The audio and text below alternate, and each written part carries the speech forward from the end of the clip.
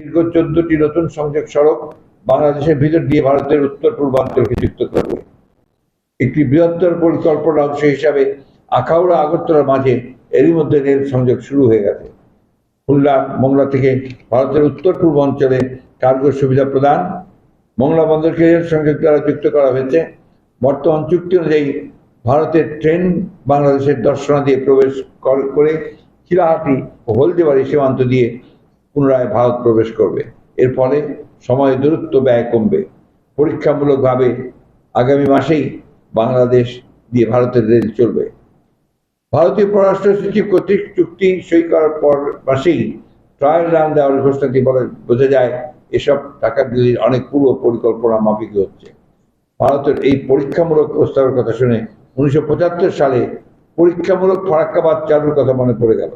ভারত সেই যে পরীক্ষামূলক ফারাক্কাবাদ চালু করেছিল তাতে বাংলাদেশ আজও কষ্ট ভোগ করছে। দেশের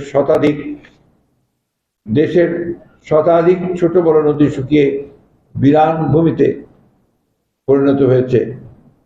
বাংলাদেশের এটা বোধহয় 1972 হবে, 75 না,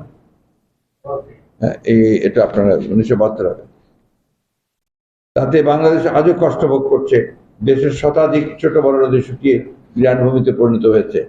বাংলাদেশের স্বার্থ সুনিশ্চিত না করে ভারতকে রেল করিডোরের সুবিধা প্রদান বস্তুত ইতিপূর্বে রেল স্থল, নৌ করিডোর ও সামগ্রিক বন্দর ব্যবহারের চেয়ে আরো বিপজ্জনক আত্মসমর্পণ। এতে বাংলাদেশের কতটুকু লাভ হবে তা নিয়ে প্রশ্ন তুলেছেন অনেকে।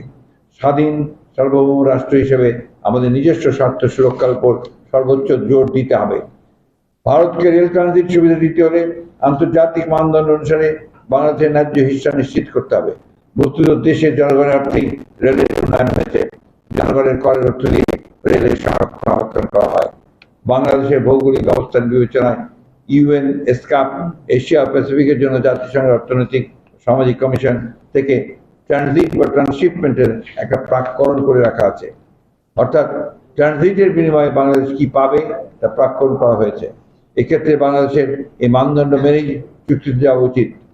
এই রেল করিডোর বাংলাদেশের বাণিজ্য বৃদ্ধিতে কোনো সহায়তা করবে না, বরং বাংলাদেশ দ্বিপাক্ষিক রেল যোগাযোগের বদলে নেপাল, ভুটান, বাংলাদেশ, ভারত চতুর্দেশীয় কানেক্টিভিটি সৃষ্টি করা গেলে তা বাংলাদেশের ট্রেড ক্রিয়েশনে অবদান রাখতে পারে।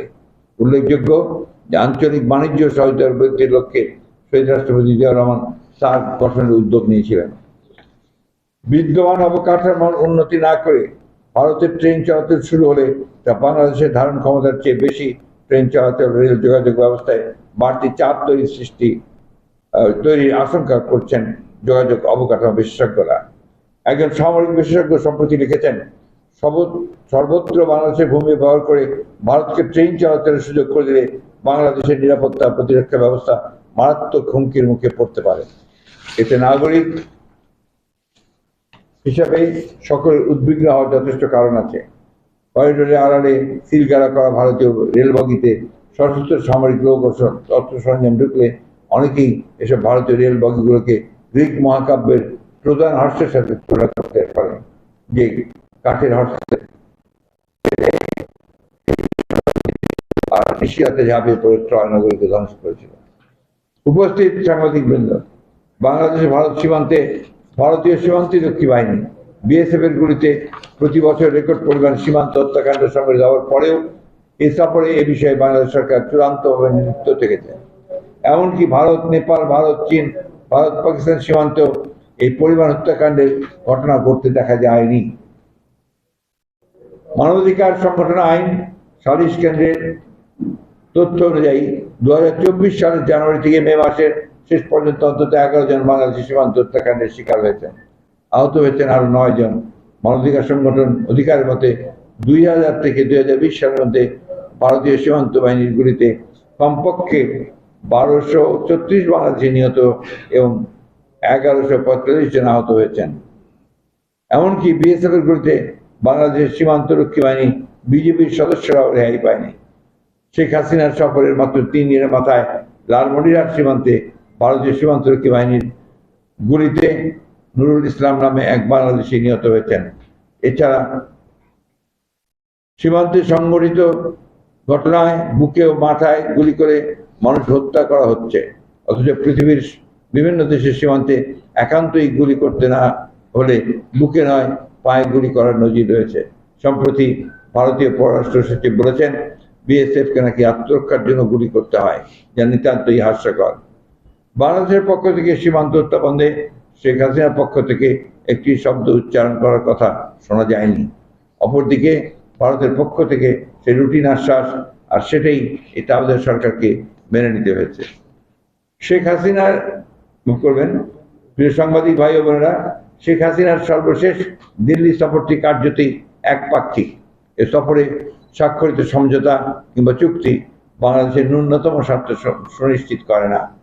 এছাড়া আলোচনায় এমন কিছু বিষয় এসেছে যাতে বাংলাদেশের সার্বভৌমত্ব নিয়ে প্রশ্ন উঠেছে। সামরিক সহযোগিতার নামে জাতীয় নিরাপত্তাকে হুমকির মুখে ঠেলে দেওয়া হয়েছে। ইতিপূর্বে আদানির সাথে বিদ্যুৎ আমদানির অন্যায্য চুক্তি, জ্বালানি ও বিদ্যুতের মতো অধিকতর কৌশলগত পণ্যের জন্য ভারতের উপর নির্ভরশীল করে তোলার চলমান উদ্যোগ দেশবাসী ও আন্তর্জাতিক বিশেষজ্ঞ মহল গভীর সঙ্গে লক্ষ্য করেছে। উপস্থিত সাংবাদিকবৃন্দ, বাংলাদেশের বর্তমান অবৈধ সরকার অনেক আগেই স্বাধীনভাবে পররাষ্ট্রনীতি গ্রহণ বাস্তবায়নে কার্যত অক্ষম হয়ে পড়েছে। তারা রাষ্ট্রের স্বার্থ জ্বালাঞ্জ দিয়ে কেবলমাত্র ক্ষমতার দখলদারিত্ব অব্যাহত রাখতে দেশি বিদেশি সহযোগী গোষ্ঠী এবং প্রভুদের নিরন্তর আস্থা অর্জনে সচেষ্ট।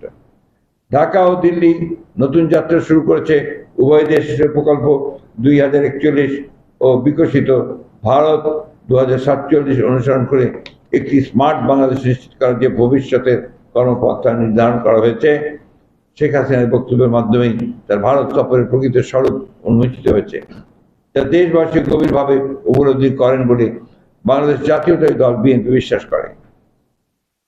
এবারের ভারত সফর ম্যান্ডেটবিহীন হাসিনা সরকারের ধারাবাহিক গোলাপী চুক্তির সর্বশেষ সংস্করণ। এই চুক্তি দেশ তথা দেশের মানুষের কল্যাণে নয়, কেবলমাত্র আওয়ামী লীগের অবৈধ রাষ্ট্র ক্ষমতার মেয়াদ বৃদ্ধির নজরানা মাত্র।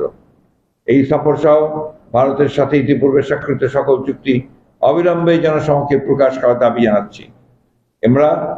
আমরা পুনর্ব্যক্ত করতে চাই, সার্বভৌমত্ব, জাতীয় স্বার্থ ও জাতীয় নিরাপত্তা বিরোধী এই সকল চুক্তি জনগণ কখনো মেনে নেবে না। বাংলাদেশ জাতীয়তাবাদী দল এই সকল দেশ বিরোধী চুক্তি অথবা সমঝোতা প্রত্যাখ্যান করছে। সাংবাদিকবৃন্দ, আপনাদের মাধ্যমে সমগ্র দেশবাসীর সামনে আমরা আরো উল্লেখ করতে চাই, শেখ হাসিনার বর্তমান অবৈধ সরকারকে অনির্বাচিত সরকার। রাষ্ট্র পরিচালনায় তাদের ন্যূনতম নৈতিক অধিকার নেই। আর এরকম একটি জনম্যান্ডেটবিহীন অনৈতিক সরকারের সাথে কোন রাষ্ট্রীয় চুক্তি, সমঝোতা বা অন্য কোনো যে হোক না কেন, বাংলাদেশের 18 কোটি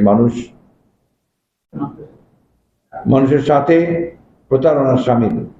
বিশ্বায়ন ও মুক্ত বাজার অর্থনীতির এই যুগে সব বন্ধু রাষ্ট্রের সাথে সুসম্পর্ক বজায় রাখা, বাণিজ্য সহ বিভিন্ন অংশীদারিত্ব বাড়াতে নানাভাবে কানেক্টিভিটি তৈরি করার পক্ষেই বাংলাদেশ জাতীয়তাবাদী দল বিএনপির অবস্থান।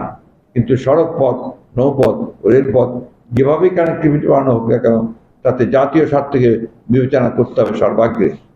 কোনোভাবেই সার্বভৌমত্বের সাথে কম্প্রোমাইজ করা যাবে না। বর্তমান অবৈধ সরকার অবৈধ ক্ষমতা অটুট রাখার হীন স্বার্থে জাতীয় নিরাপত্তা ও সার্বভৌমত্বকে হুমকির মুখে ঠেলে দিয়েছে। সবাইকে